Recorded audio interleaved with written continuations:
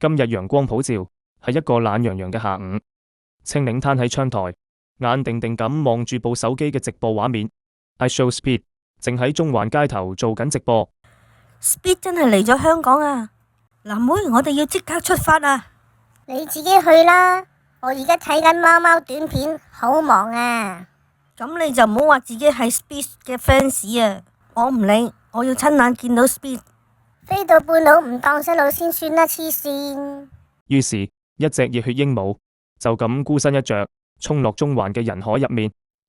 青檸一邊飛一邊用手機定位，喺人群之上亂咁飛，完全揾唔到 Speed。咁多人點揾啊 ？Speed 你喺邊啊？當青檸就嚟放棄嘅時候，天降神鳥，藍妹坐住無人機閃亮登場。你有無人機？梗係啦，無人機係追星基本啦。Speed 喺街邊同香港粉絲自拍，笑到癲晒。Speed 啊！結果一開聲，四周10幾隻雀仔以為有大件事，齊齊散開，嚇到成個中環亂晒龍。咁都可以嚇親人，真係尷尬。Speed 去咗地鐵站，青檸緊貼住無人機，發動低空急速飛行模式，打算跟住落地鐵。結果保安叔叔即刻衝過嚟，青檸嚇到亂咁飛。唔好啊！我只係想追星咋。